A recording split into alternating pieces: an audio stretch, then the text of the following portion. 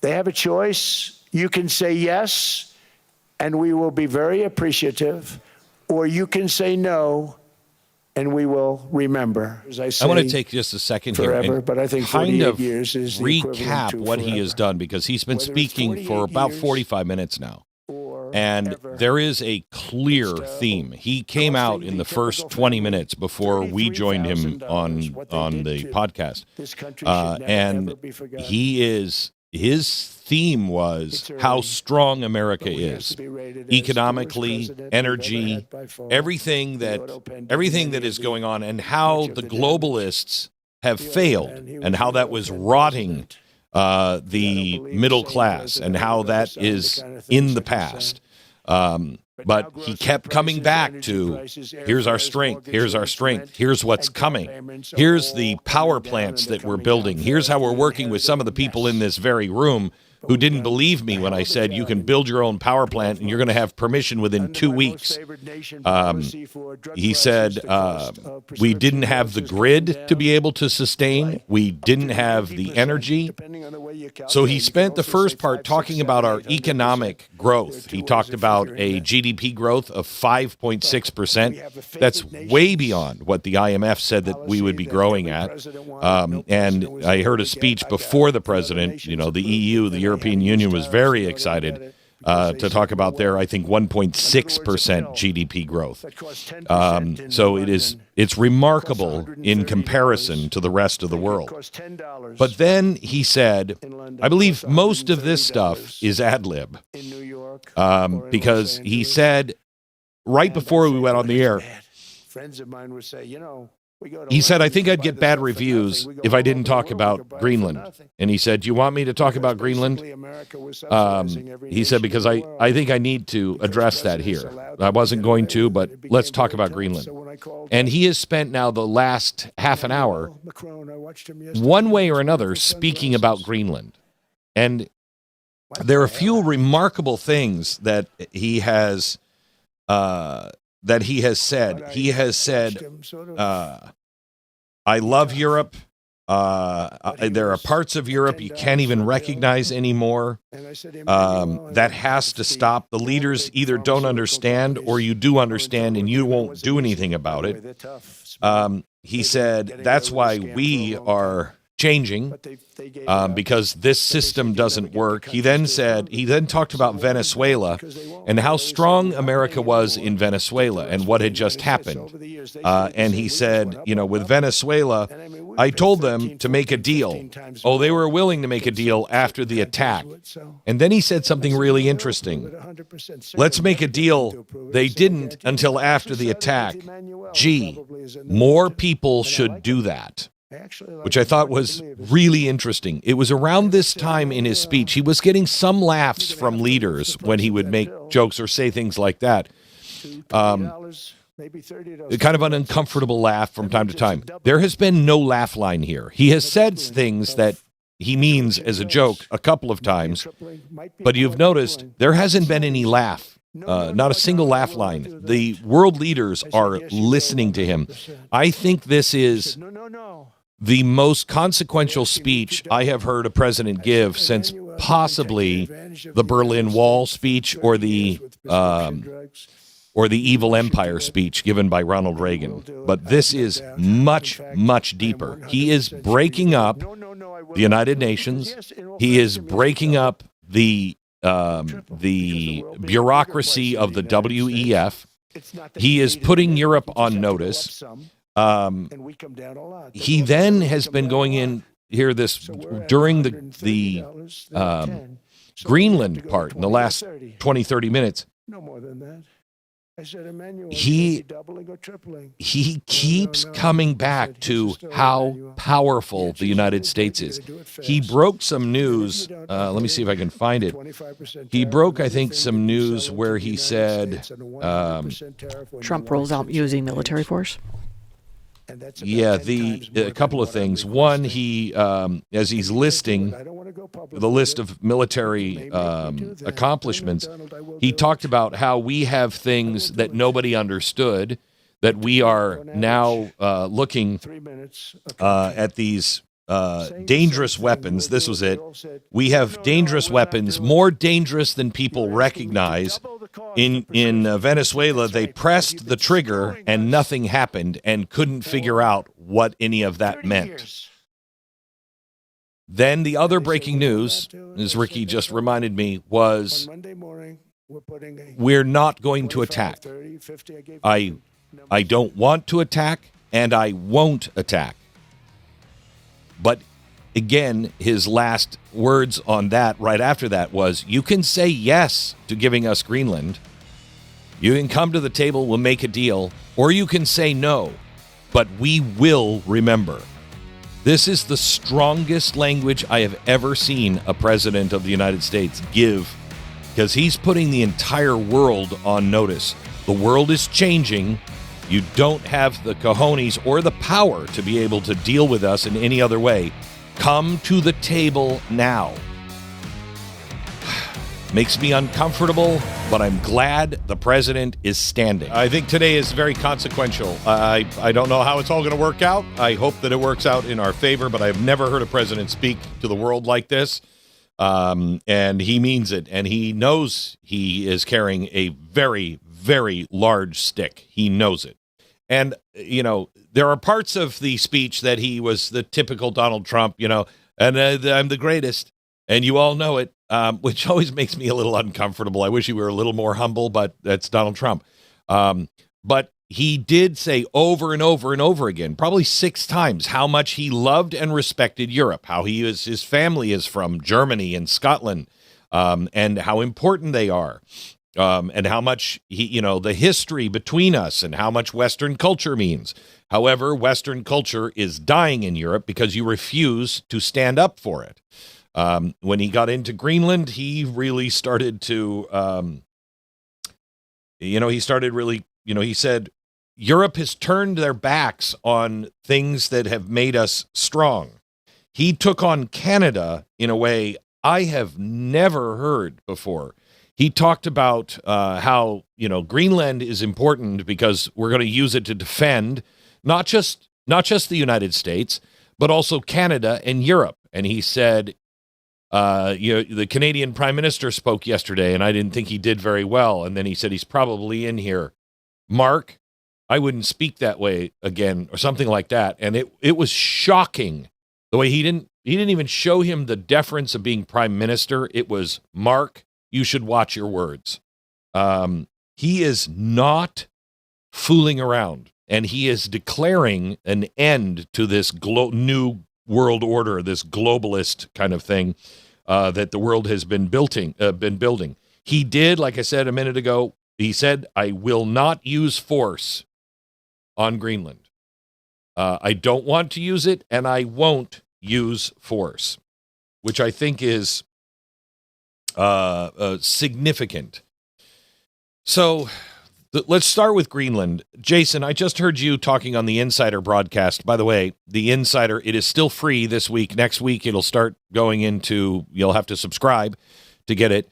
But if you go to glennbeck.com, you get the Insider. When the radio show goes into commercial breaks, Jason joins us from behind the scenes, and he's giving more information on what we're talking about and deeper analysis. And we work together a couple of hours before the show. So we are in sync, and he gives all the information I just don't have time to give. But you gave a great stat a minute ago about how Greenland pledged during the Trump first term. He went to Europe and said, NATO allies, you need to pony up for your own defense. We are paying for all of it, and we're done paying for all of it.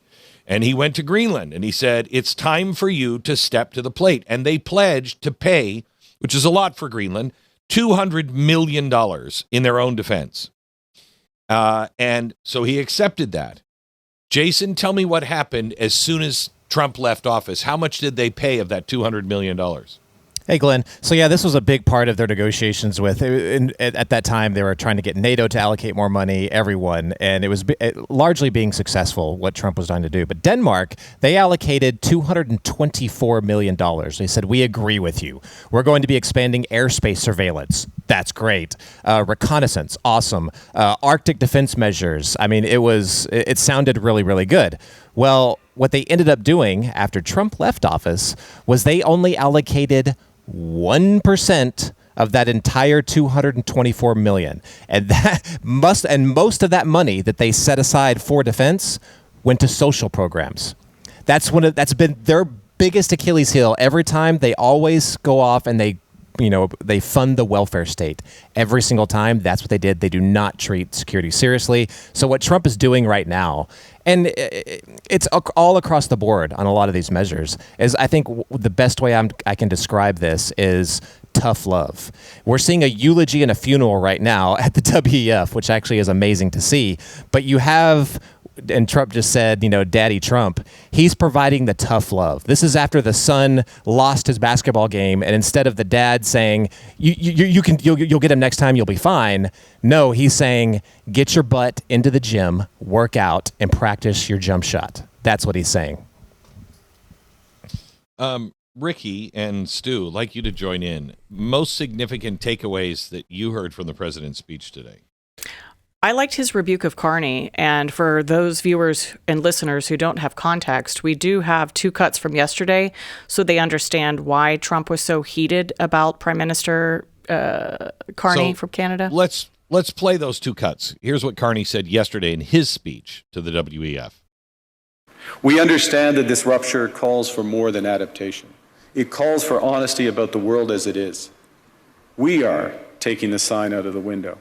We know the old order is not coming back. We shouldn't mourn it. Nostalgia is not a strategy. But we believe that from the fracture, we can build something bigger, better, stronger, more just. This is the task of the middle powers. The countries that have the most to lose from a world of fortresses and the most to gain from genuine cooperation. The powerful have their power. But we have something too. The capacity to stop. I want you to listen. I want you to hear what he just said. He just said the old order is not coming back. That is 100% accurate. Now, what order is he talking about? The order of Bretton Woods, the order of the petrodollar, the order that the United States set up back in 1945. It's over. It doesn't work. Trump, he is saying exactly the same thing that Trump is saying.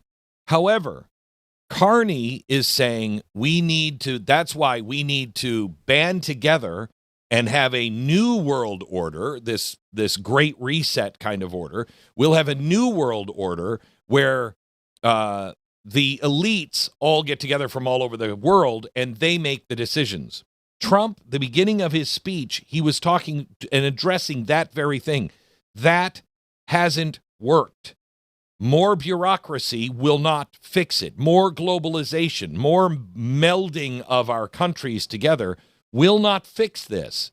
That is not the way to go. That is more of what was built in 1945 that is not working.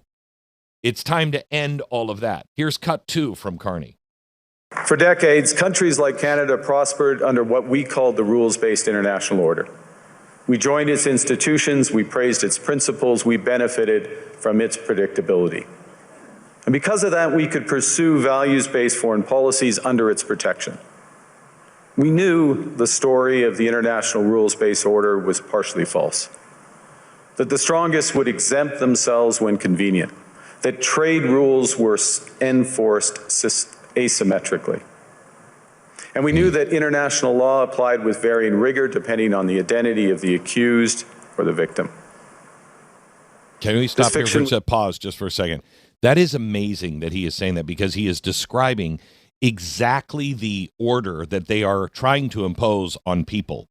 That if you're an elite, you get away with it. But if you're a little guy or you're on the wrong side, you don't get away with it. You pay a very heavy penalty. He's saying that, he's implying here that the United States was the one that won every single time, and little countries like Canada did not win. I would suggest, Mr. Prime Minister, you won a bucket load. You won a bucket load. Canada, and I do not want a Canada bash. I love Canada. I love Canadians. I don't want to have a problem with Canadians. But let's please just admit the truth. The United States has foot the bill for your security. You have all benefited from the United States being as strong as it was. Meanwhile, every one of you hollowed us out. We allowed you to do it, but we got into the World Trade Organization. We did all these things and said, you know what? We're gonna spread the wealth some. And you all benefited from that. Most importantly, you benefited from the shield of the United States military. You want to know what the world is like without the United States? I think Donald Trump should say no more protection for anyone but the United States. And the American people would cheer. We're not footing the bill for a single war, not a single tank, not a single airplane, nothing. You get nothing from the United States in defense. That is almost exactly what he said in much shorter form. What he said. His quote was, Canada lives because of the U.S. Remember that, Mark, the next time you make your statements. That's really direct and clear. And have you ever heard, Stu, have you ever heard a president of the United States speak like that? No, but how common is this, Glenn? I've been doing this for a long time. How common is it when we cover another nation who has received all sorts of bounty and gifts and protection and favors and all sorts of things from the United States, come up and do their speech in front of the UN, in front of Davos, whatever it is, and bash us over and over and over and over again? It feels good to have a president that stands up and says, no, you're not doing that anymore if you want anything from us. Good. And they really should be a little more careful with the way that they treat us. You can argue with some of the stuff that Trump does and whether he should be treating allies in certain ways. All those conversations can be valid at times, but we never hold these people to those standards. They're constantly trashing us. They're constantly telling us we're involved in genocides around the world. I'm sick of it. I'm done with it. Glenn, do you think that Carney has found this newfound confidence and boldness and bravado because of this strategic alliance he's trying to build with China? No, I think he believes in the New World Order. He believes in the power of the banking community. He believes in the WEF. He also believes that China, is a great ally for China, at least to threaten with. But China will eat you. China will eat you. Good luck with that. The only thing that I have seen that would make sense, and I hesitate to even say it, but no world leader is listening to me. So, but the only thing that you could actually threaten the United States with and make a difference is if Europe started to say, we're going to sell all of our U.S. treasuries. We don't believe in U.S. treasuries. You start selling our treasuries, that's the only power you have to hold over our head. And Denmark just said they were going to start doing that. We don't believe in U.S. treasuries anymore. We're thinking about liquidating all of our treasuries. Now, whether they do or not is another thing, because that will only hurt your own people. It's the only investment you can make. What are you going to invest in? Where are you going to put your money? You're going to put it in the United States, in the United States stock market, or are you going to pull it all out and put it someplace else? You're not going to do that. I mean, you will only hurt your own people. But that is the only threat that could possibly come up against the United States. So I think Carney is wildly mistaken. You've got to remember how Donald Trump negotiates. Donald Trump negotiates. He first says it nicely. And he's like, hey, let's work together on this. I'd like to do this. What do you think about this? How can we make a deal for both of us here that's good on this?